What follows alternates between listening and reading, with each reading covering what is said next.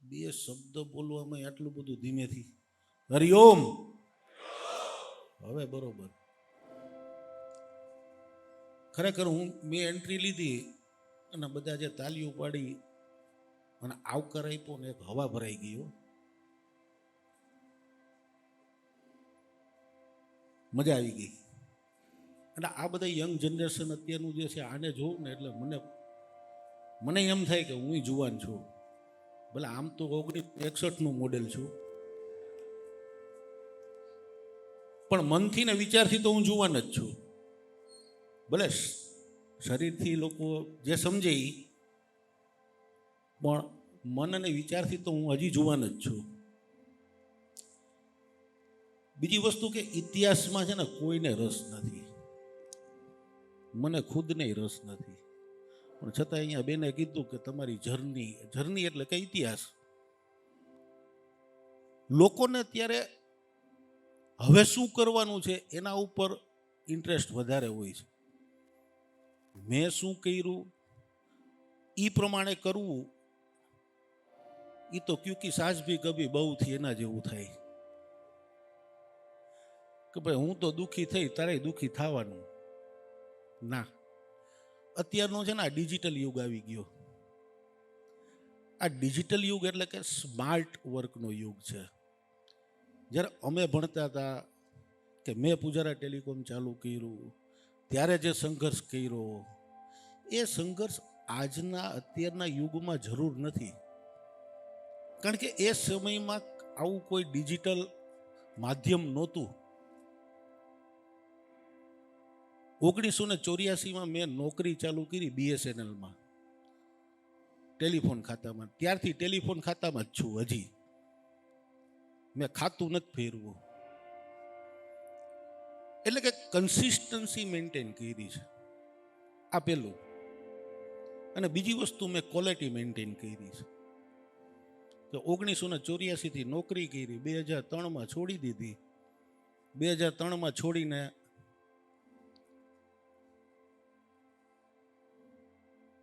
સાહેબ પ્લીઝ મને કંઈક એનર્જી રહી ને સાહેબ.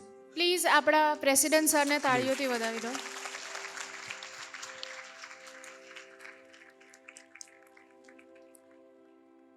જો હું કેટલો ભાગ્યશાળી છું.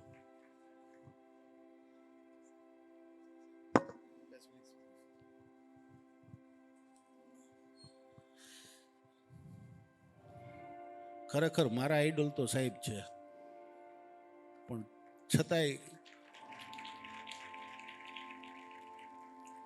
એની બાજુમાં બેસીને મને જે અત્યારે બોલવાનો લાભ આપ્યો ને એ બદલ ખરેખર મારા દેવાંશુ સાહેબ અને પારુલ યુનિવર્સિટીના તમામ મેમ્બર્સનો હું ખૂબ ખૂબ આભારી છું.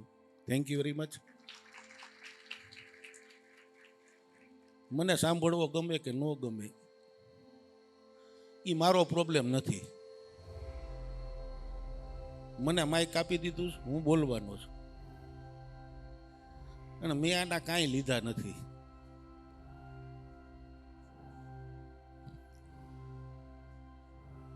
અત્યારે બધા એમ કહે છે કે મહેનતનો કોઈ પર્યાય નથી. હમણાં બેન બોલ્યા, પણ મહેનતમાં એના પ્રકારમાં અલગ છે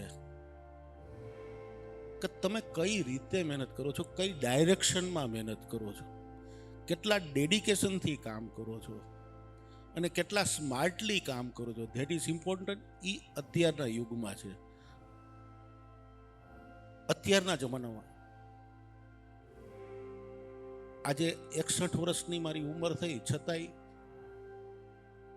હું ટેકનોલોજીની અંદર આજની તારીખમાં રોજ કંઈક ને કંઈક ભણું છું, daily. And I am a life time student. હું દરેક લોકો પાસેથી કંઈક શીખું છું. આ વાસ્તવિકતા છે. અને તમને જીવનના દરેક તબક્કે કંઈક ને કંઈક શીખવા મળે છે. પણ તમારું ઓબ્ઝર્વેશન પાવર, તમારું લોજિક છે ને એક ડેવલપ કરતું જવાનું છે.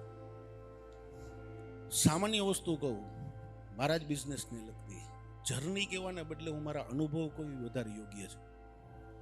જર્નીમાં તો ક્યુંકી સાસ ભી કભી બહુથી આવે કે પુજારા ટેલિકોમ ચાલુ કર્યું ત્યારે મને એક વિચાર હતો કે હું કંઈક નવું આપું, માર્કેટને કંઈક નવું આપું. શું નવું આપીશ એ મને ખુદને પણ ખબર નહોતી. પણ એ સમયમાં એસટીડી પીસીઓનો જમાનો, તમારા સમયમાં તમે જોયો છે કે નથી જોયો મને ખ્યાલ નથી, પણ એસટીડી પીસીઓ ત્યારે સૌથી વધારે શેરીએ ગલીએ એસટીડી પીસીઓ હતા. અને ઘરની અંદર ટેલિફોન હોવા છતાં તમારે બારગામ કોલ કરવો હોય ને તો એસટીડી પીસીઓ બૂથમાં જવું પડે, બરોબર ને સાહેબ? ત્યારે મને વિચાર આવ્યો કે ભાઈ મારી ઘરે ફોન છે તો ભાઈ મારે એસટીડી પીસીઓમાં શું કામ જવું? એમાંથી એક વિચાર આવ્યો અને ટેકનિકલ નોલેજ હતું. આટલા વર્ષ બીએસએનએલમાં જોબ કરી હતી મેં, એટલે એમાંથી એક કોન્ફરન્સ બોક્સ બનાવ્યું કે એસટીડી પીસીઓમાં એ કોન્ફરન્સ બોક્સ મૂકી દો. ઘરેથી કોઈ ફોન કરે ને એસટીડીના બૂથ ઉપર, એટલે એસટીડી બૂથ ધારક છે એ એને જ્યાં વાત કરી હોય ત્યાં કોલ લગાડીને જોઈન્ટ કરી દે. એટલે જે કસ્ટમરને બહારગામ વાત કરવી હોય એ લોકોએ એસટીડી બૂથની અંદર જવાની જરૂર નહીં. અને આ કોન્ફરન્સ બોક્સ મેં પોતે ડિઝાઇન કરેલું, ડેવલપ કરેલું. ત્યારે એ 900 રૂપિયામાં તૈયાર થતો, 3000 4000 જેવો કસ્ટમર એ પ્રમાણે વેચતો. એટલે ટૂંકમાં કહેવાનું એમ છે કે ભાઈ જે વસ્તુ તમને ઇન્ટરનેટ ઉપર અવેલેબલ નથી એના ઉપર તમે કામ કરો એટલે તમને સફળતા મળે. આજે ઇન્ટરનેટ એટલે કે ગૂગલ ચાલુ કરો, ગૂગલ માય બાપ છે, એમાં તમને જે વસ્તુ મળે એ જ જો તમે બનાવવા માંગો તો એ તો કોપી પેસ્ટ થયું. પણ તમારી પ્રોડક્ટ કાંઈક યુનિક બનાવો અને જો લોકો એક્સેપ્ટ કરે તો જંગ જીતી જાઓ. ત્યાર પછી એકવાર મેડિકલ શોપમાં હું ગયો તો કાયમ ચૂર્ણની બોટલ લેવા, હારી કબજિયાત હતું એટલે. તો કાયમ ચૂર્ણની બોટલની ઉપર છે ને પાતળું પ્લાસ્ટિકનું એક પડ લાગેલું હોય, ખ્યાલ છે? એ શ્રિંક મટીરિયલ હોય, શ્રિંક મટીરિયલ. મેં કીધું આ બોટલ ઉપર સારું ગોળ લાગી જાય પ્લાસ્ટિક, તો મોબાઈલમાં કેમ ન લાગે? મોબાઈલમાં લાગવું જોઈએ ને. એટલે એ શ્રિંક જ્યાં થતું હતું એ ફેક્ટરીની મુલાકાત લીધી, જોયું કે આ શ્રિંક કેવી રીતે કરે છે. It was a very simple. પ્લાસ્ટિકનું મટીરિયલ, કોથળીનો રોલ આવે, એમાં બોટલ જાય, એના ઉપર હીટ પ્રોસેસ થાય એટલે એ ચોટી જાય. મેં કીધું આપણે મોબાઈલ મૂકી કીધું આ મશીનમાં, તો ઓલો ભાઈ કે આ નો મુકાયો, એ કે બગડી ગયો તો એ કે મારું. મેં કીધું કાંઈ નહીં થાય, તું તારે મૂક ને. એને મોબાઈલ મૂક્યો, કોથળીમાં ચડાવ્યું તો મોબાઈલ ઉપર હાઈ ક્લાસ શ્રિંક થઈ ગયો. એટલે મેં એનું નામ આપ્યું લેમિનેશન. પછી તો ગામમાં જઈને 200 રૂપિયાનો રોલ લઈ આવ્યો. એક મોબાઈલની અંદર લેમિનેશન 20 પૈસામાં થતું, એના 20 રૂપિયા લેતો. 20 પૈસાના મટીરિયલના 20 રૂપિયા મળે એટલે કેવી મજા આવે, ગલગલિયા થઈ જાય. એમાંય પાછું એ લેમિનેશન કરાવવા માટે એ સમયમાં ત્યારે લાઈનો લાગતી, કારણ કે કોઈની પાસે આ ટેકનોલોજી નહોતી. આપણે પેલી વેલી ગોતી. આમ તો હતી જ ટેકનોલોજી, પણ એનો આપણે ઉપયોગ જુદી રીતે કર્યો. એ સમયમાં નોકિયાના ને એ બધા ફોન આવતા, પાણીમાં પડે ને એટલે બગડી જાય, બહુ ખરાબ થઈ જાય, ડાટા વયો જાય. એટલે મારું લેમિનેશનની મેં જાહેરાત એકલા સરસ મજાની તૈયાર કરી હતી કે ભાઈ વોટર પ્રૂફ ને ડસ્ટ પ્રૂફ ને. પાછા અમારા માર્કેટિંગ વાળા વિરલભાઈ રહ્યા ને, એ મસ્તીની 2 એડો બનાવી નાખી, બીજે દી લાઈન ચાલુ. તો એ 20 રૂપિયાના મટીરિયલના 20 રૂપિયા એટલે કેટલા ગણો પ્રોફિટ થયો, જસ્ટ ઇમેજિન. અને એ સમયે ત્યારે, એટલે કે હું તમને સમય વાત કરું તો 2005-06માં 2005-06ની અંદર 20 રૂપિયા કરીને રોજનું 1 લાખ રૂપિયાનું કાઉન્ટર લેવું, એટલે it was A big achievement મારા માટે. એટલે આવા નાના નાના પ્રયોગો, સ્માર્ટ વર્ક, લોજિક, બહાર નીકળો એટલે તમને કાંઈક ને કાંઈક વસ્તુ નવી શીખવા, જાણવા, જોવા મળે જ છે. પણ એ વસ્તુનો તમે ઉપયોગ તમારા જીવનની અંદર, તમારા બિઝનેસની અંદર તમે ક્યાં કેવી રીતે કરો છો, ધેટ ઇઝ ઇમ્પોર્ટન્ટ. હું તો મોબાઈલની લાઈનમાં છું, મોબાઈલના બિઝનેસમાં છું, અને આ મોબાઈલ એક આવશ્યક વસ્તુ થઈ ગઈ છે. જેમ વીજળી, પાણી એક આવશ્યક સેવામાં આવે છે ને, મોબાઈલ એક આવશ્યક સેવામાં આવી ગઈ. એમાં આજે બધા યંગ જનરેશન તમે છો, વિદ્યાર્થીઓ છો, સ્ટુડન્ટો છો, બધાની પાસે એક એક મોબાઈલ છે, અને એક એક મોબાઈલમાં 2 સિમ કાર્ડ છે, એક ઘર માટે ને એક બહાર માટે છે ને.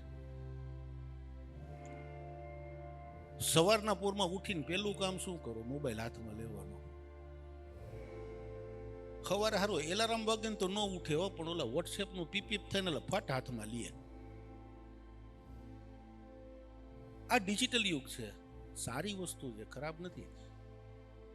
મારો તો ધંધો છે એટલે હું એવું ખરાબ તો ન જ બોલું, પણ આ જ ડિજિટલ યુગ એટલે કે આ જ સોશિયલ મીડિયા, આનો ઉપયોગ જો પોઝિટિવ કરીએ તો ઘણો બધો ફાયદો થાય. પણ આ જ સોશિયલ મીડિયાને જો એ તમારું ડાયરેક્શન ચેન્જ કરી નાખે તો તમારી પ્રગતિ ક્યારેય ના થાય. હવે જો લાઈફની અંદર ડેવલપ થવું હોય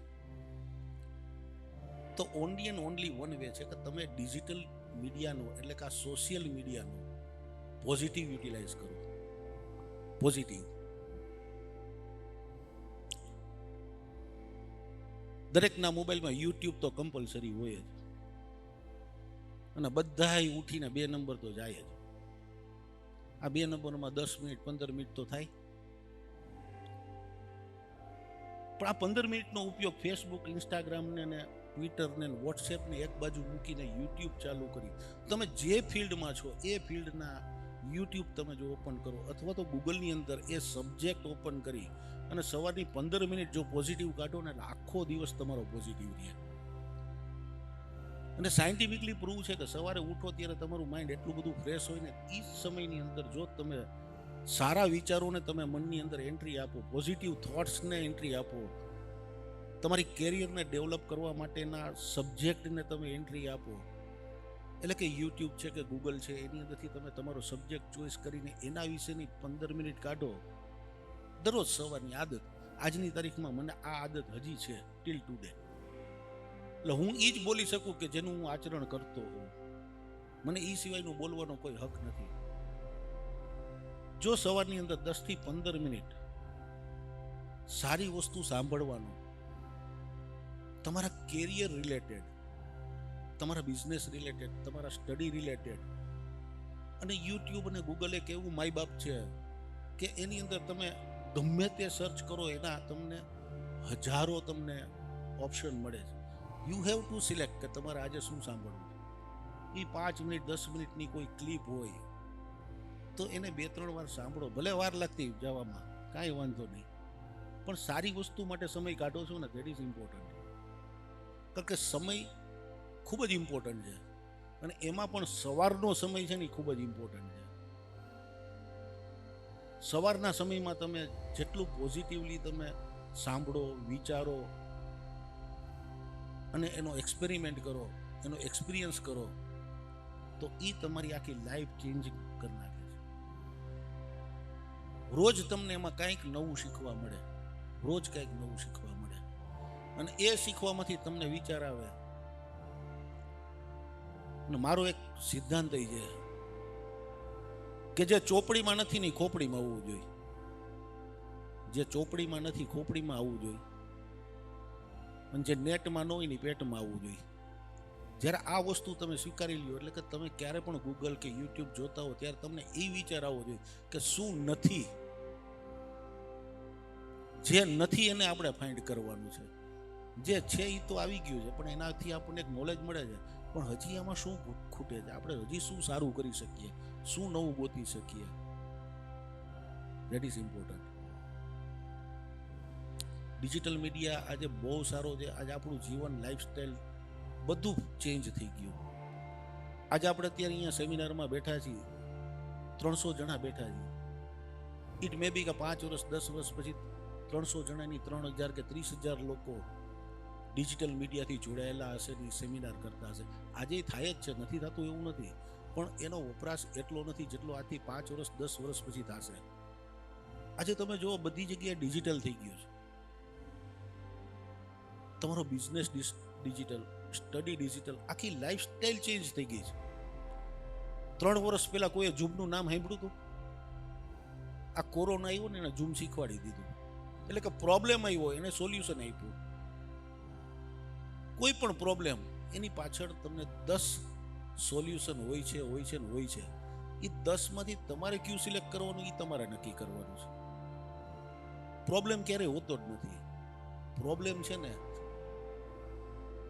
એ એક તમારા માટે એક ઓપોર્ચ્યુનિટી છે. મેં મારી લાઈફમાં આ જ વસ્તુ કરી છે. મેં ક્યારેય પ્રોબ્લેમ તરીકે નથી લીધો, પ્રોબ્લેમને એક મારી ઓપોર્ચ્યુનિટી તરીકે લીધો છે. અને જેટલો મોટો પ્રોબ્લેમ એટલી મોટી ઓપોર્ચ્યુનિટી આગળ જવાની. ઘણા લોકો પ્રોબ્લેમ ને જોઈને વિચાર્યા રાખે કે હવે શું કરવું, આનું શું કરવું, ક્યારે આ પ્રોબ્લેમ પૂરો થશે. પ્રોબ્લેમ હોતો જ નથી. એકચ્યુઅલી ઈશ્વરે તમને તમારો સહનશક્તિ જોઈ, તમારો પાવર જોઈ, તમારી કેપેબિલિટી જોઈ અને તમને પ્રોબ્લેમ આપ્યો છે કે આ વ્યક્તિ આ પ્રોબ્લેમનું સોલ્યુશન લઈ આવશે કે જે ઘણા બધા લોકોને કામ લાગશે. ઈશ્વર એવા લોકોને જ પ્રોબ્લેમ આપે છે કે જે પ્રોબ્લેમના સોલ્યુશન કાઢી શકે છે. એટલે પ્રોબ્લેમ આવે એટલે ઈશ્વરની કૃપા સમજવી. પ્રોબ્લેમ આવે એટલે ઈશ્વરને નહીં કહેવાનું, એમ નહીં કહેવાનું કે આ મને શું કામ ભાઈ. આપણે રાજી થવાનું કે આ પ્રોબ્લેમ આવ્યો, સારું થયું, ઈશ્વર હજી મને કંઈક આમાંથી કંઈક નવી શક્તિ આપવા માંગે છે. આ ખાલી બોલવું બહુ હેલું છે, પણ જીવનમાં અપનાવવું એ અઘરું નથી, ઇમ્પોસિબલ નથી, સહેલું છે. ફક્ત તમારી વિચારસરણી તમારે ચેન્જ કરવાની. અધરવાઇઝ આજના ડિજિટલ યુગની અંદર, આ સોશિયલ મીડિયાના યુગની અંદર ડાયરેક્શન ચેન્જ થતા વાર પણ નથી લાગતી. આજ સોશિયલ મીડિયાના યુગમાં, આજ ડિજિટલ યુગની અંદર જો તમે સોશિયલ મીડિયા આનો જો પોઝિટિવ યુઝ જો કરવામાં આવે તો એને આગળ વધતા પણ કોઈ અટકાવી નથી શકતું. આ પણ વાસ્તવિકતા છે. મને પ્રશ્નો પૂછવામાં આવે ને પહેલા, સાહેબ હું તમને એક પ્રશ્ન પૂછું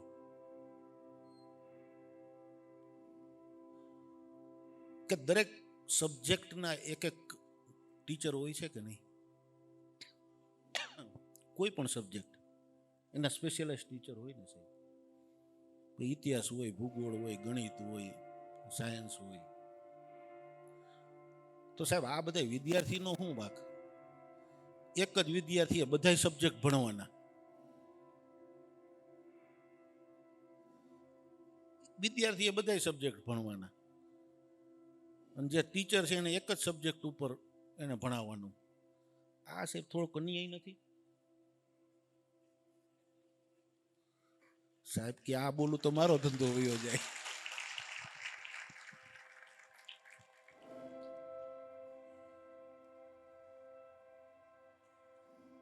પણ દરેક સબ્જેક્ટના સ્પેશિયલાઇઝ ટીચર તમને એટલા માટે શીખવાડે છે કે તમારા લોજિક ડેવલપ થાય. દરેક ક્ષેત્રના લોજિક ડેવલપ કરવા માટે છે.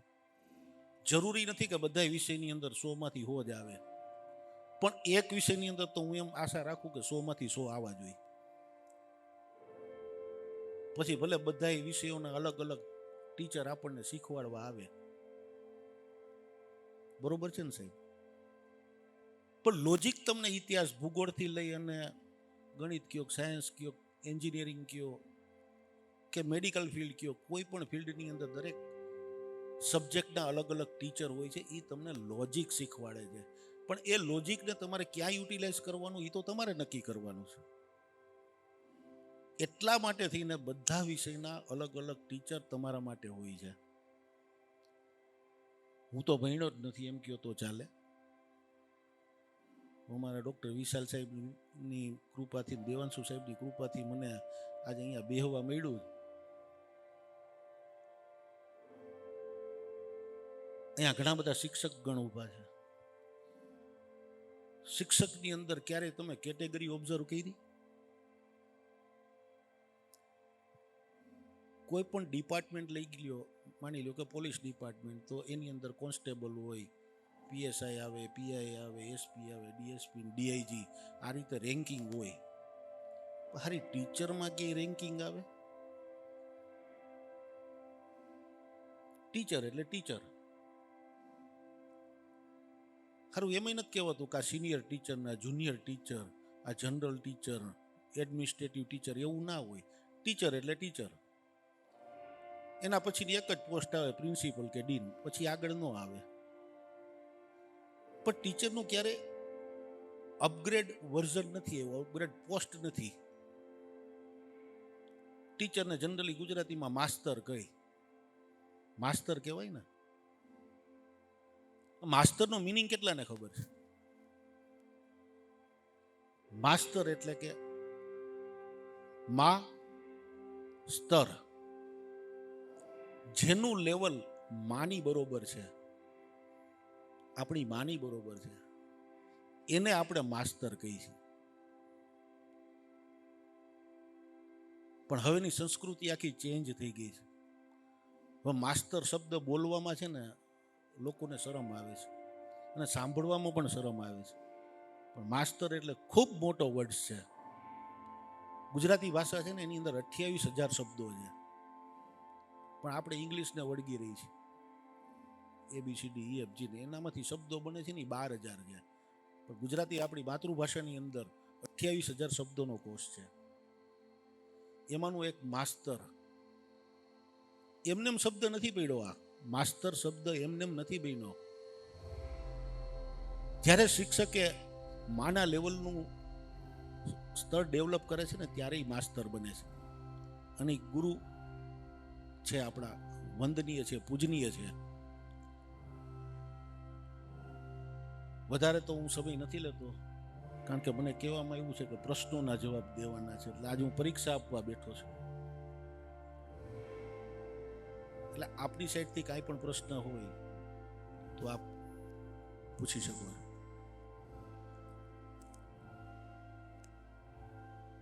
બિઝનેસ મોડલ કઈ રીતે તૈયાર કર્યું? મિકેનિકલ એન્જિનિયરિંગમાં છું. તમારા સ્ટ્રક્ચર ઉપરથી જ ખબર પડી જાય છે કે આકાશભાઈ મિકેનિકલ એન્જિનિયરિંગમાં છે.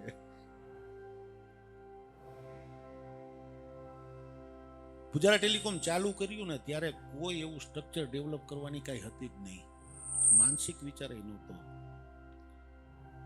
પણ ફક્ત એક જ માઇન્ડમાં હતું કે લોકોની જરૂરિયાત અને લોકોના પ્રોબ્લેમ હું કઈ રીતે સોલ્વ કરી શકું. That is important.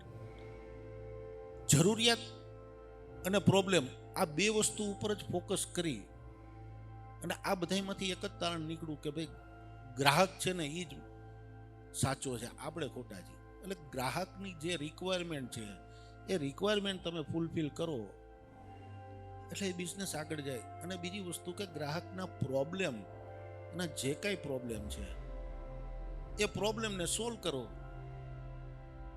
શરૂઆત કરવામાં આટલી જ વસ્તુની જરૂરિયાત હોય છે કે ભાઈ જરૂરિયાત શું છે એ એક સમજવી પડે. અને એના માટે ગ્રાઉન્ડ લેવલ ઉપર આપણે ઊભું રહેવું પડે, કસ્ટમર સાથે વાતો કરવી પડે, કસ્ટમરની રિક્વાયરમેન્ટને સમજવી પડે, કસ્ટમરના પ્રોબ્લેમને સમજવા પડે કે કસ્ટમરને ક્યાં તકલીફ છે. એ તકલીફનું તમે જો યોગ્ય સોલ્યુશન જો તમે આપી શકો એટલે એ બિઝનેસ 100% ડેવલપ થાય.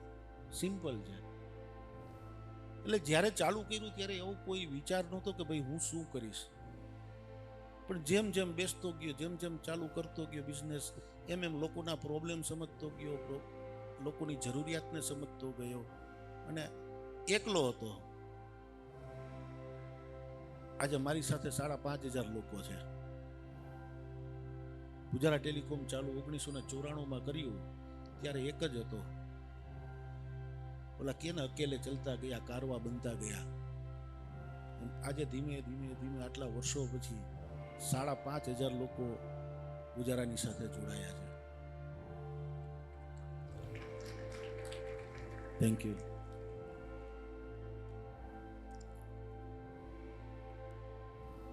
ગુજરાત ટેલિકોમ જે હતું એને છે ને એક સ્કીમ બહાર પાડી હતી સેફિસ્ટિક કરીને. એ રાજકોટના અંદર છે ને એને ખૂબ જ ધૂમ મચાવી હતી. તો એના પાછળનો તમારો વિચાર શું હતો? જયભાઈ કોઈ પણ રિટેલ સ્ટોર ચાલુ કરીને એટલે પહેલો પ્રોબ્લેમ હોય છે ફૂટફોલ જનરેટ કરવાનો, વોકિન્સ જનરેટ કરવાનો. 2016-17 લગભગ આ સ્કીમ હતી, 16-17. અને ત્યારે કેમેરા ફોન્સ બધાય બહુ આવ્યા, એટલે લોકોને સેલ્ફી પાડવાનો ગજબનો શોખ હોય. એમાં ખાસ કરીને લેડીઝ આમ ફોન પકડીને સેલ્ફી ગમે એવા મોઢા કરીને પાડે ને બીજાને મોકલે. પછી એની વાહે અંગૂઠા આવે, ઓલા ઇમોજી કેટલી પ્રકારના, હવે તો સ્ટીકર બાર આવી ગયા. એટલે બહુ મજા આવે. કેમેરા ફોન અને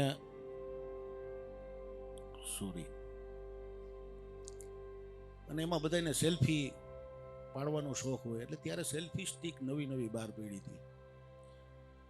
સેલ્ફી સ્ટિકનો એક વેપારી મારી પાસે આવ્યો અને મને કે બાપુ એ કે બાજુની દુકાન વડે 200 લીધી. મેં કહ્યું શું ભાવ? કે 40 રૂપિયા. ઓહો, 40 રૂપિયાની સેલ્ફી સ્ટિક. મને કે 200 રૂપિયામાં 150 રૂપિયામાં 200 રૂપિયામાં વેચે, એટલે હિસાબ તો તરત મગજમાં થાય. ખરો 150 વેચે તો એ હોની નોટ મળે છે. કીધું આપણે કરવું જોઈએ કંઈક. એટલે આપણે એને જોઈને કંઈ ન કર્યું. મેં કીધું વાંધો નહીં, મેં કંઈક ક્વોન્ટિટીનો ભાવ કે કીધું. તો મને કે તમે ક્વોન્ટિટી કહો ને પછી કે હું તમને ભાવ કરાવી દઈશ. મેં સારું કીધું. અને એ જ સમયે એરટેલ વાળાના આઈડિયા વાળા બહાર બેઠા હતા, એ પણ અંદર આવ્યા. હવે ત્યારે એ લોકોને કસ્ટમરની રિક્વાયરમેન્ટ, એટલે કે તમે એક સિમ કાર્ડ વેચો તો અમે તમને 20 રૂપિયા આપીએ. મેં કીધું રે વાહ. પછી ઓલા સેલ્ફી સ્ટિક વાળાને બોલાવ્યો, એની યારે નેગોશિએશન કર્યું. મેં કહ્યું ભાઈ 10,000 સેલ્ફી સ્ટિક જોઈએ, ભાવ કઢાવો. એને 200 લીધી ને, એટલે મને કે બાપુ સાચું કયો? મેં કીધું વાહ, 10,000 સેલ્ફી સ્ટિક હોય તો મારી યારે વાત કર કીધું. થોડીક વાર પછી આવ્યો, મને કે 20 રૂપિયામાં કરી દઈ શીખ્યા. અરે વાહ. ઓલી બાજુ એરટેલના આઈડિયા વાળા કે તમે અમને એક સિમ કાર્ડ વેચી દો તો અમે તમને 20 આપી. મેં કીધું 20 માની તું 25 કરી દે કીધું. અને એ સિમ કાર્ડની અંદર 100 રૂપિયાનું રિચાર્જ ફ્રી. એટલે ત્યારે તો કોલ કરવાનો બહુ હતું, ત્યારે ડાટા યુઝિસ ઓછો હતો તો કોલિંગ વધારે હતું. એટલે મેં કીધું સારું 100 રૂપિયાના કોલ મફત આપે કંપનીની આ એક સ્કીમ છે, બહુ સારું કહેવાય. મેં કીધું તમને બેયનું 5,000 કસ્ટમર આપું 4 દિવસમાં. એટલે કીધું એકને નથી આપવું, આપણે બેયને સાચવી. 20 રૂપિયાની સેલ્ફી સ્ટિક લીધી અને આની પાસેથી 25 રૂપિયા ના સિમ કાર્ડ વેચવાનું એગ્રીમેન્ટ કર્યું. એટલે એક સિમ કાર્ડ વેચવું તો 25 રૂપિયા. હવે તમે જોજો, પછી અમારા વિરલભાઈ છે ને એને સ્કીમ બનાવી કે ફક્ત 19 રૂપિયામાં ફક્ત બહેનો માટે સેલ્ફી સ્ટિક. ત્યાં તો બહેનો તો બધી ઉલરીને આવે. અને હાઈરે 100 રૂપિયાના રિચાર્જ વાળું સિમ કાર્ડ ફ્રી.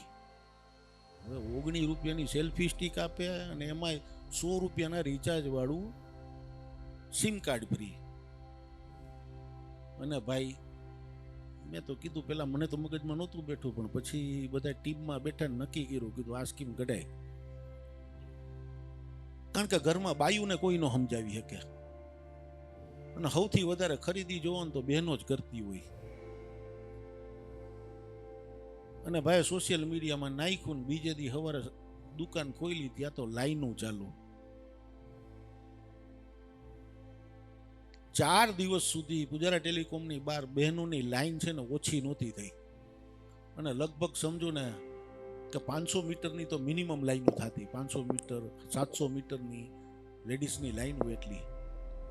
પણ આ એક આખો બિઝનેસ તરીકે લીધો છે કે એક તો ફૂટફોલ મારો જનરેટ થયો, બીજું માર્કેટિંગ થયું, ત્રીજી વસ્તુ કે બહેનોએ જે વિચાર્યું હતું એનાથી એને વિશેષ સસ્તા ભાવે 19 રૂપિયામાં સેલ્ફી સ્ટિક મળી, અને સાથે એને 100 રૂપિયાના રિચાર્જ વાળું સિમ કાર્ડ પણ મળ્યું. હવે હું મારા બિઝનેસની વાત કરું તો સાહેબ મને પર પીસ 5 રૂપિયા મળ્યા.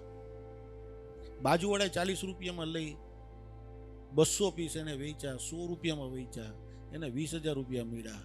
મેં 5 રૂપિયાના નફે છે ને 50,000 રૂપિયા કમાણો, અને સાથે સાથે ફૂટફોલ પણ લીધો. એટલે it is a business game કે તમે કઈ ટાઈપની સ્કીમ બનાવીને માર્કેટને તમે એટ્રેક્ટ કરી શકો છો, પણ એક એથિક્સ હોવા જોઈએ, ઓનેસ્ટ હોવા જોઈએ. કસ્ટમરને બેનિફિટ થવો જોઈએ એવી સ્કીમ હોવી જોઈએ કે જેની પરસ્યુ વેલ્યુ તમને બહુ મોટી દેખાય પણ આપણી કોસ્ટ નાની હોય. આમાં આપણને ફાયદો ઓછો હોય પણ એનું ટર્ન ઓવર મોટું હોય. That is the idea only. Thank you Jaybhai, thank you, મજા આવી ગઈ. આ મારું બિઝનેસ સિક્રેટ છે, કોઈને કહેતા નહીં. માર્કેટમાં તમે કહેશો તો પછી જો કે અત્યારે તો હવે સેલ્ફી સ્ટિકનું ચલણ વયું ગયું, હવે તો મોબાઈલ જ એવા આવી ગયા. સર મને તમને એ પૂછવું છે કે મોબાઈલ વેચતી દુકાનો કે કંપની માટે ઇન હાઉસ સેન્ટર કેટલું ઉપયોગી થઈ શકે, એની બિઝનેસ પટ્ટા શું છે? સર્વિસ સેન્ટર બેટા તારે in house centre, in house service centre. In house service centre બધી મારી બિઝનેસ સિક્રેટ તમે પૂછી લઈશો તો હું ધંધો કેમ કરીશ? મારે સાહેબને પૂછવું પડશે કે કોલેજ કેમ ઊભી કરી, મારે કરવું છે.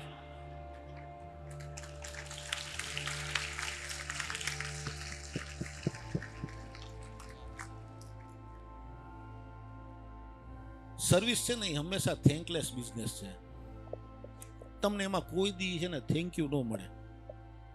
થેન્કલેસ બિઝનેસ કહેવાય, પણ જરૂરી એટલો જ છે. જ્યારે તમે સર્વિસ સારામાં સારી આપો ને, સારામાં સારી સર્વિસ આપો એટલે કસ્ટમર તમારો થઈ જાય. પણ સર્વિસની અંદર એક વસ્તુ છે કે તમે 10 વખત સર્વિસ આપી હોય એમાં 9 વખત તમે સારામાં સારી સર્વિસ આપી, પણ એક વખત જો સર્વિસ આપવામાં ભૂલ થઈ એટલે કસ્ટમર ક્યારેય નહીં આવે. ત્યારે તમારી તૈયારી એવી હોવી જોઈએ કે હું 100% કસ્ટમરને સેટિસ્ફાઈડ કરીશ, તો જ ઇન હાઉસ સર્વિસ સેન્ટરમાં ફાયદો મળે. સર્વિસ છે, આપણે કોઈ પણ હોટલમાં જાય કે ગમે ત્યાં જાય, સારી હોટલમાં ગયા હોય અને ઓલો સિક્યુરિટી દરવાજો ખોલે તો એ એક સર્વિસ છે. અને દરવાજો ખોલે એટલે આપણને મજા આવે, આમ થઈ વાહ વાહ ભાઈ વાહ. ઘરે જઈને આપણે માંડ ખુલતું હોય, એમાં એવા જ આવતા હોય દરવાજામાં. એ જ હોટલમાં જઈને આપણે વડાપાઉંનો ઓર્ડર આપ્યો હોય, સારું બારી વડાપાઉં છે ને 15 રૂપિયાનું મળતું હોય ને અંદર જાય તો આપણે 150 દઈ. એ 150 શેના દઈ છે? સર્વિસના. એટલે સર્વિસ છે ને એ બહુ ઇમ્પોર્ટન્ટ છે, 2 પૈસા વધારે પ્રોફિટ કરવા માટે થઈને. પણ એના માટે તમારે સતત જાગૃત રહેવું પડે, સતત કન્ટિન્યુઅસ તમારે એના ઉપર ફોકસ કરતું રહેવું પડે. જો તમે એક કસ્ટમરને સર્વિસ પ્રોપર ના આપી શક્યા એટલે સમજો કે એ કસ્ટમર તો ગયો ભેગા 10 નહીં લેતો જશે કે ભાઈ પૂજારામાં ન જવાયો, ત્યાં હું ગયો તો મોબાઈલ આપ્યો તો સારું પતાવી દીધો. આ પહેલા હતું, અત્યારનું તો હવે સર્વિસ સેન્ટરની વ્યાખ્યા જ આખી ભરી ગઈ છે. હવે તો નવા એટલા બધા હાઈ ટેકનોલોજી વાળા મોબાઈલ આવી ગયા છે કે એ સર્વિસ માટે થઈને પ્રાઇવેટ સર્વિસ સેન્ટર તો ખુલી જ નથી શકતા. હવે તો આ મોબાઈલને ઓપન કરવા માટેની બહુ કરોડો રૂપિયાના મશીનો આવી ગયા. એટલે તમારે એના ઓથોરાઇઝ સર્વિસ સેન્ટરમાં જ જવું પડે અને ઓથોરાઇઝ સર્વિસ સેન્ટરમાંથી જ સર્વિસ લેવી પડે. પણ જ્યારે અમારા સમયમાં એટલે કે નોકિયા સેમસંગના સમયની અંદર કે ત્યારે અમે મારું પોતાનું સૌથી ઇન્ડિયાની અંદર સૌથી મોટામાં મોટું સર્વિસ સેન્ટર હતું અને રોજના ડેલીના લગભગ 850 થી 900 કેસ અમે હેન્ડલ કરતા. સર્વિસમાં એક એવું છે કે તમે મોબાઈલ કસ્ટમર પાસેથી લઈ લીધો અને પછી તમે એને કહો કે 2 દિવસ પછી આવજે, તો એ સર્વિસ અત્યારના કસ્ટમરને ગમતી નથી. કારણ કે 2 દિવસ મોબાઈલ વગરના રહી તો કેવી હાલત થાય મારા કરતાં તમને વધારે ખબર છે. ખાલી 2 દિવસનો ઉપવાસ તો કરજો, મોબાઈલ બાજુમાં ના હોય.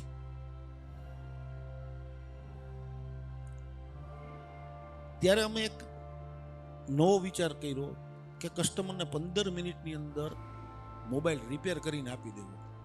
લેવાનો પણ એને કહેવાનું બેસો અથવા તો 15 મિનિટ પછી આવો, અમે તમને રિપેર કરીને આપી દઈશું. એ માટેનું અમે માઇક્રો પ્લાનિંગ કરેલું એ સમયમાં કે કઈ કઈ ટાઈપના ફોલ્ટ આવે છે, કયા મોડેલમાં ફોલ્ટ આવે છે, એમાં કયા સ્પેસની રિક્વાયરમેન્ટ છે, આ બધું માઇક્રો એનાલિસિસ કરી એના બધા સ્પેર્સ અમે એડવાન્સમાં રાખી દીધા. And then we have declare કે ભાઈ તમારો મોબાઈલ 15 મિનિટની અંદર અમે રિપેર કરીને આપી દઈશું.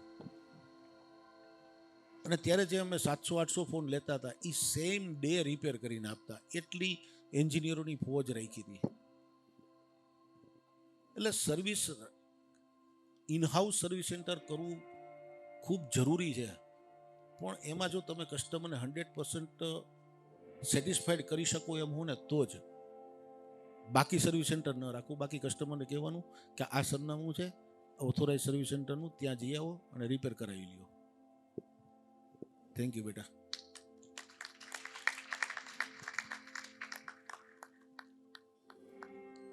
તમે 25 વર્ષથી આ ઇન્ડસ્ટ્રીમાં છો, તો મારે પૂછવું હતું કે આજના યુથને ટાઈમ મેનેજમેન્ટનો બહુ અભાવ હોય છે, તો તમે તમારી પર્સનલ લાઈફ ને પ્રોફેશનલ લાઈફ કેવી રીતે મેનેજ કરી? ટાઈમ સૌથી ઇમ્પોર્ટન્ટ આખા જીવનની અંદર કોઈ હોય ને તો ટાઈમ એ તો આપણો ગુરુ છે. પર્સનલ લાઈફ હોય પ્રોફેશનલ લાઈફ, ટાઈમનું મેનેજમેન્ટ સૌથી ઇમ્પોર્ટન્ટ હોય છે. પણ હું મારી જીવનશૈલી વિશે વાત કરીશ તો હું ક્યારેય આટલો વહેલો ઉઠીને બહાર નથી નીકળતો. આજે નીકળો છું કારણ કે રાત્રે મને સુવાની ટેવ રાતના 3 વાગે છે કે 4 વાગે છે. કારણ કે રાત્રે જેટલું શાંત વાતાવરણ હોય ને શાંત વાતાવરણની અંદર જે વિચાર કરવાની, અભ્યાસ કરવાની, નવું નવું જાણવાની જે શાંતિ મળે એ દિવસમાં મને નથી મળતી. કારણ કે દિવસ આખો મીટિંગમાં અને કામની અંદર જ અને ટ્રાવેલિંગમાં જતો રહેતો હોય છે. તો જે સમય મળે છે ને એનો હું સદુપયોગ કરું છું. અને મારી લાઈફ તો 108 જેવી છે. 108માં ફોન આવે ને કેમ ભાગવાનું હોય. પણ છતાં પણ જ્યારે પણ જે સમય મળે છે એનો હું પોઝિટિવલી યુઝ કરું છું. ઘરમાં રહેવા મળે ત્યારે ફેમિલી સાથે જે કંઈ સમય મળ્યો હોય એટલો બધો નિખાલસતાથી ને આનંદથી માણું છું.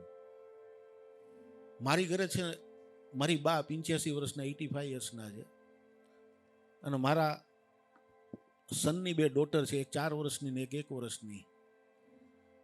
જ્યારે આ તમે વૃદ્ધ માતા પિતાની સાથે તમે સમય ગાળો ને ત્યારે તમને એના એક્સપિરિયન્સનો લાભ મળે છે અને બાળકો સાથે રહ્યો તો તમને નિખાલસતા મળે છે. જીવનમાં 2 વસ્તુ જરૂરી છે કે અનુભવ જાણવો અને લાઈફની અંદર એક નિખાલસતા પણ હોવી જોઈએ. એ તમને બાળકો પાસેથી જ શીખવા મળે. એટલે બંનેની પાછળ જ્યારે સમય કાઢીને બહાર માર્કેટમાં નીકળીએ ને કે આપણે આપણી આર્થિક ઉપાર્જન ક્ષેત્રમાં જ્યારે આપણે જઈને ત્યારે આ 2 વસ્તુનો સમન્વય થાય છે કે અનુભવ અને નિખાલસતા. આ 2 વસ્તુમાંથી મેં અમારા ગુજરાત ટેલિકોમના 4 પિલર બનાવ્યા. એને અમે લોકો GHTC કહી છે. G એટલે જેન્યુનિટી, H એટલે ઓનેસ્ટી, T એટલે ટ્રાન્સપરન્સી અને C એટલે કમિટેડ. આ 4 વસ્તુ, આ 4 પિલર ઉપર અમે લોકો આખી ટીમને ટ્રેન કરીએ છીએ અને એના ઉપર જ કામ કરવા માટે અમે આગ્રહ રાખીએ છીએ. એટલે જે કંઈ સમય મળે છે, જે કંઈ સમય, એ સમયની અંદર દરેક મિનિટે માઇન્ડની અંદર એક GHTC જેન્યુનિટી, ઓનેસ્ટી, ટ્રાન્સપરન્સી અને કમિટમેન્ટ કે આજે મને જે સમય મળ્યો છે તો હું બેસ્ટ મારું પરફોર્મન્સ અને બેસ્ટ મારો એક્સપિરિયન્સ તમારી સાથે કેવી રીતે શેર કરી શકું એના ઉપર જ મારો વિચાર હોય કે હું ટ્રાન્સપરન્ટ છું કે નહીં, હું જે બોલું છું એ કરું છું કે નહીં, હું જે બોલું છું એ જેન્યુન છે કે નહીં, હું પ્રમાણિકતાથી અહીંયા બોલું છું કે નહીં અને જે બોલું છું એના માટે હું કમિટેડ છું કે નહીં. તો સમય ક્યારેય કોઈની રાહ નથી જોતો. ટીક ટીક ટીક ટીક સમય ચાલ્યો જ જાય છે. પણ એ સમયની અંદર આ 4 એથિક્સ, આ 4 એથિક્સ જીવનના દરેક તબક્કે આપણને કામ લાગે છે. આ 4 એથિક્સનો વિચાર કરીને હું સમયનું મેનેજમેન્ટ કરું છું. મેક્સિમમ સમયનો યુટિલાઇઝ કરું છું, પણ પોઝિટિવ યુટિલાઇઝ કરું છું. એક્સપિરિયન્સ અને નિખાલસતાથી હું સમય ગાળું છું અને બધાની સાથે ખૂબ આનંદથી રહું છું. અહીંયા જ બેઠેલા ઘણા બધા લોકોને તમે જોશો ને ચહેરા તો એમ લાગશે કે કોકે પરાણે આમ બિહાડ્યા હોય ને, ઓલી સભાની અંદર 100 રૂપિયા આપીને બિહાડ્યા હોય અને એક નિખાલસતાથી બેઠા હોય. આ બેની અંદર ઘણો બધો ફરક છે. હું તો એટલું જ વિચારીશ કે આજ જે હું અડધી પોણી કલાક આપની સમક્ષ વાત કરું છું એમાંથી કોઈને આમાંથી એક જણાનું પણ જો જીવન બદલાય ને એક જણો પણ એક વ્યક્તિ પણ જો આમાંથી એની લાઈફની અંદર મારા આ અનુભવોમાંથી એક વસ્તુ લઈને જો કરે ને તો એને સફળતા 100% મળે એની હું ગેરંટી આપું છું. તો ટાઈમ ક્યારેય મળતો નથી, ટાઈમનું પ્રોડક્શન થતું નથી. જે સમય મળ્યો છે એનો સદુપયોગ કરો, એને પોઝિટિવલી એનો ઉપયોગ કરો. અને પોઝિટિવિટી શીખવા માટેની કોઈ ડિગ્રી નથી હોતી.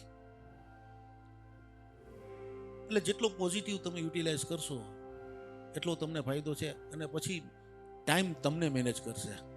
અત્યારે તમારે ટાઈમ મેનેજ કરવો પડે છે એટલે પછી ટાઈમ તમને મેનેજ કરશે. કારણ કે પછી એ સમય તમે લોકો નક્કી નથી કરતા, લોકો નક્કી કરે છે કે આપણે કેમ રહેવું. હરિઓમ.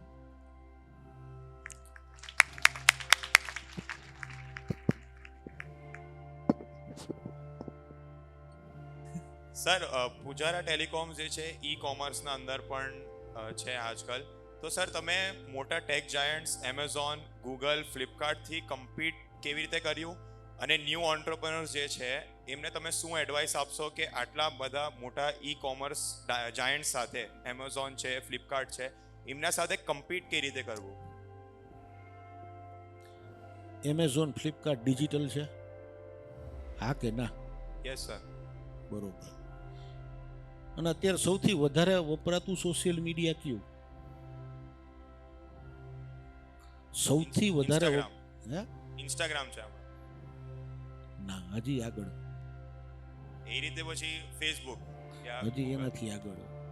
સૌથી વધારે વપરાતું ડિજિટલ મીડિયા હોય ને તો એ વોટ્સએપ છે. અચ્છા, ઓકે. હા, છે કે નહીં? ઉઠીને પેલા ઇન્સ્ટાગ્રામ જોવો છો કે વોટ્સએપ જોવો છો? વોટ્સએપ જ હોય. હજે એમેઝોન ને ફ્લિપકાર્ટે નથી કર્યું, મેં કર્યું. નંબર લખી લ્યો 9343493434 9344934. આ નંબર ઉપર છે ને હાઈ લખીને મોકલો ખાલી, એટલે તમને બધી સ્કીમો તમને તમારા વોટ્સએપમાં મળી જશે કે પૂજારાની અંદર શું શું ચાલે છે. આ ફ્લિપકાર્ટ કે એમેઝોને હજી સુધી નથી કર્યું. આને વોટ્સએપ બોટ કહે. WhatsApp boat. આ નંબર ઉપર તમારે જે કંઈ ઇન્ફોર્મેશન જોતી હોય, પૂજારા ટેલિકોમને લગતી, એની ઓફર્સને લગતી કોઈ પણ વસ્તુ જોતી હોય તો તમે આ નંબર ઉપર ખાલી હાઈ લખીને મોકલો, એટલે એ તમને બધી સ્કીમ, ઓફર, એવરીથિંગ તમને છે ને બધી વસ્તુ બતાવે છે. એટલે આ જાયન્ટ છે, એમેઝોન અને ફ્લિપકાર્ટ જાયન્ટ છે, એની સામે ટકી રહેવા માટેથી એક જ વસ્તુ મેં તમને કીધી કે આઉટ ઓફ બોક્સ જઈને વિચારવાનું કે ભાઈ એ શું નથી કરતું એ આપણે કરો. હવે ઘણું બધું આ એક વસ્તુ નથી કરતા કે વોટ્સએપ ઉપર તમને તમારે કાંઈ પણ ઓર્ડર દેવો હોય તમે નથી દઈ શકતા. વોટ્સએપ ઉપર દઈ શકાય, એની એપ્લિકેશનમાં જ જવું પડે ને. આમાં જ તમે વોટ્સએપમાં જઈને ઓર્ડરિંગ કરી શકો. તો લોજિક છે. આજે દરેક વિષયના એક એક ટીચર્સ તમારી પાસે છે, એ દરેક વિષયનું તમને એક એક લોજિક ભણાવે છે. તો એ લોજિકમાંનો જ ઉપયોગ કરીને તમારે તમારી જાતને તૈયાર કરવાની છે. દરેક વ્યક્તિમાં ટેલેન્ટ અલગ અલગ હોય, પણ દરેક વ્યક્તિમાં ટેલેન્ટ તો હોય જ છે અને યુનિક હોય છે. દરેક વ્યક્તિ પાસે કાંઈક ને કાંઈક યુનિક હોય છે. જો યુનિક ન હોત અને બધાને એક સરખું જ હોત તો બધાના થોબડા છે ને બધા એક સરખા જ હોત. બધાના અલગ અલગ છે, બધાના નામ અલગ અલગ છે. જે એક જ વસ્તુ છે મારા લાઈફની અંદર, હું તમને બધાને કહું કે જેને બદલી શકતા હો ને એને બદલી નાખો, અને જેને ન બદલી શકતા હો ને એને સ્વીકારી લ્યો. બદલી હું નથી શકાતું? તમે તમારા મા બાપ નથી બદલી શકતા, ભાઈ બહેન નથી બદલી શકતા. એ સિવાયની તમામ વસ્તુ તમે બદલી શકો છો. એ જ રીતે બિઝનેસની અંદર રહી કે ગમે એવડા જાયન્ટ આવી જાય તો એ જાયન્ટ ક્યાંક તો ભૂલ કરે છે, એ પકડવાની, એ ગોતવાની અને એના ઉપર કામ કરી અને આપણે ડિજિટલ આપણું પોતાનું એક યુનિક પ્લેટફોર્મ જ ઊભું કરવાનું. તમે જો યુનિક પ્લેટફોર્મમાં સક્સેસ થઈ ગયા તો એમેઝોન અને ફ્લિપકાર્ટ તમારું કાંઈ ના બગાડી શકે. આજ હું રિટેલના 200 સ્ટોર લઈને બેઠો છું, ચલાવું છું. એમેઝોન અને ફ્લિપકાર્ટ પાસે મોટી મોટી સ્કીમો છે, મારી પાસે નાની સ્કીમ છે, પણ એના કરતાં હું કસ્ટમરને સારી સર્વિસ આપી શકું છું, સારું સેટિસ્ફેક્શન આપી શકું છું. એટલે તમારો જે પ્રશ્ન છે કે એમેઝોન અને ફ્લિપકાર્ટની સામે કેવી રીતે ટકવું, તો it's not a major thing મારી દ્રષ્ટિએ. કારણ કે મારી પાસે લોજિક છે અને લોજિક આપનારી ટીમ પણ છે મારી પાસે, કે જે લોકો 15 વર્ષથી લઈને 30 વર્ષથી મારી સાથે જોડાયેલા છે, એવા 56 લોકો છે કે જે લોકો 15 વર્ષથી લઈને 30 વર્ષથી મારી સાથે કન્ટિન્યુઅસ જોડાયેલા છે. એટલે કે મારું ઇન્વોલ્વમેન્ટ એ લોકો સાથે મેક્સિમમ છે. એટલે મારા વિચારો એને ખબર છે, મારી એક એક વસ્તુ ખબર છે, કે મારા ઈશારા સમજતા હોય કે હવે શું કરવાનું છે, નાઉ what we have to do. અને અમારી ઇન્ડસ્ટ્રીઝ છે ને ડેઇલી અપડેટ થતી ઇન્ડસ્ટ્રીઝ છે. મોબાઈલ ઇન્ડસ્ટ્રીઝ ડેઇલી અપડેટ, રોજ નવું મોડેલ, રોજ નવી ટેકનોલોજી, રોજ નવી ટેકનોલોજી સાથે અમારે અપડેટ રહેવું પડે. એમ આપણી લાઈફ પણ, આપણા સૌની લાઈફ પણ એવી છે. આપણા સૌ કરતાં ખાસ કરીને મારા વિદ્યાર્થી મિત્રો માટે કે હું એટલી જ સલાહ આપીશ કે ડેઇલી તમારી જાતને અપડેટ કરો. તમે જે મોબાઈલ યુઝ કરો છો એનું પણ દર મહિને એક અપડેટ આવે છે કે નહીં? વાઈફાઈ હારે જોડી દો ને અપડેટ કરો છો, પણ તમે તમારી જાતને કેટલી અપડેટ કરો છો? સેલ્ફ, તમે પોતે જેટલા અપડેટ થશો એટલો તમને ફાયદો છે. પછી ગમે એવડા જાયન્ટ આવી જાય ને તોય તમને નડી નહીં શકે. It is fact. Thank you. મારો સવાલ એ હતો કે આજની જનરેશનમાં એવું છે કે સ્ટાર્ટઅપની વેવ ચાલી છે, કે બધાને સ્ટાર્ટઅપ કરવું છે, બધાને પોતાનો બિઝનેસ ઊભો કરી દેવો છે. તો એમાં એવો એક પ્રશ્ન છે કે અત્યારના જે નવા જનરેશનના જે સ્ટાર્ટઅપના ફાઉન્ડરો છે એ એવું શું કહેતા સલાહ કે સારી એડવાઇસ આપે છે કે step by step process follow કરો, પહેલાં નાના નાના સ્ટેપને સક્સેસ કરતા જાઓ, પછી આગળ વધો એટલે મોટો સ્ટેપ તમને ઓટોમેટિક મળી જશે. પણ એક બાજુ જે તમે મોટા મોટા ટેક જાયન્ટ લઈ લો કે કોઈ પણ ધંધામાં સફળ વ્યક્તિ લઈ લો, જેમ કે રિલાયન્સ છે, અદાણી ગ્રુપ છે ટ્રેન્ડિંગમાં, ટાટા છે, તો એ લોકોનું એવું છે કે અમે આ વસ્તુ કોઈ દિવસ વિચારી નહોતી મગજમાં. જેમ કે તમારો બિઝનેસ લઈ લો, તમે લેમિનેશનમાં ગયા, તમે એવું વિચાર્યું છે કે આના પછી હું આ કરીશ, પણ એ ના થયું હોય અને પછી તમે હાવ નવામાં જ વયા ગયા હોય. તો તમારો એપ્રોચ શું છે? તમે સ્ટેપ બાય સ્ટેપમાં વિચારો છો કે જે હાથમાં આવે એમાં પૂરેપૂરું આપી દેવું એમાં વિચારો છો? શું નામ બેટા તારું? ઓમ. ઓમ. નામ જ એવું છે. શરૂઆતમાં જ મેં આપને વાત કરી કે કન્સિસ્ટન્સી ડેવલપ કરવી. તમે કોઈ પણ એક ફિલ્ડ ચાલુ કર્યું કે સ્ટાર્ટઅપ ચાલુ કર્યું, 6 મહિના 12 મહિનામાં તમને એમ થાય કે આ નથી ચાલતું, એટલે એ સ્ટાર્ટઅપ બંધ કરીને તમે બીજા સ્ટાર્ટઅપમાં જાઓ, એમાં પાછો એકડો ઘૂંટો, બીજું સ્ટાર્ટઅપ કર્યું, એ વર્ષ 2 વર્ષ તમે ચલાવ્યું, ન ચાલ્યું, પાછું બંધ કર્યું, ત્રીજું સ્ટાર્ટઅપ કર્યું.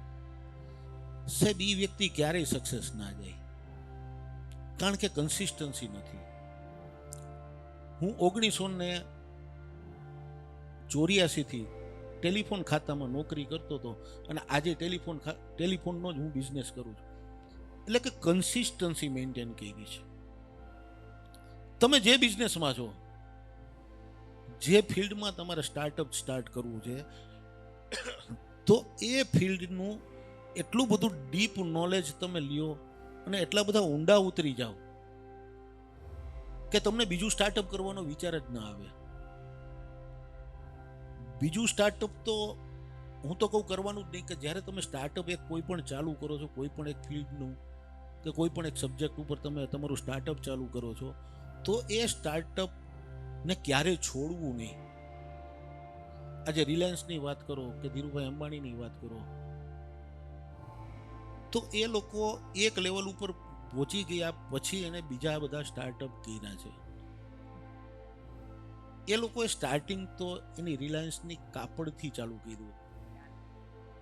આજે તો ઘણો બધો વિસ્તાર થઈ ગયો, પણ ધીરુભાઈની ખુદની તમે જુઓ, એની બાયોગ્રાફીમાં તમે જુઓ, તો બાયોગ્રાફીમાં એણે ક્યારેક કાપડને છોડ્યું નહોતું, ઓનલી વિમલ. એમાં એટલા બધા ડીપ ઉતરી ગયા હતા કે ઇન્ડિયાની અંદર તો ઠીક છે, વર્લ્ડની અંદર એનું કાપડ છે ને સૌથી સારામાં સારું ડેવલપ કરીને આખા વર્લ્ડમાં પહોંચાડતા હતા. એ પણ એનું સ્ટાર્ટઅપ જ હતું ને, એણે છોડ્યું નહોતું. તો એના છોકરાઓએ આવીને ડેવલપ કર્યું, પણ ધીરુભાઈ તો એ કાપડ ઉપર જ હતા. તો તમે જે સ્ટાર્ટઅપ કરો છો એ સ્ટાર્ટઅપની કન્સિસ્ટન્સી કન્ટિન્યુ રહેવી જોઈએ. હું તમને એક જ વસ્તુ કહીશ કે 20 જગ્યાએ 10-10 ફૂટના ખાડા ખોદવાથી પાણી ના નીકળે, પણ એક જગ્યાએ 200 ફૂટનો ખાડો ખોદીને તો પાણી 1010% નીકળે. તો કન્સિસ્ટન્સી તમે તમારા સ્ટાર્ટઅપની અંદર એટલું બધું દિલ દઈને બાય હાર્ટ અને જીએટીસી યુઝ કરીને પ્રમાણિકતાથી જો તમે એ સ્ટાર્ટઅપને તમે કન્સિસ્ટન્સી મેન્ટેન કરો એટલે 100% તમે છે ને સક્સેસ જાઓ.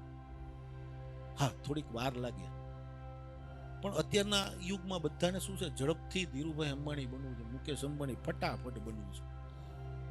આ વાસ્તવિકતા છે. તો સફળતા છે ને ક્યારેય રાતોરાત નથી મળતી.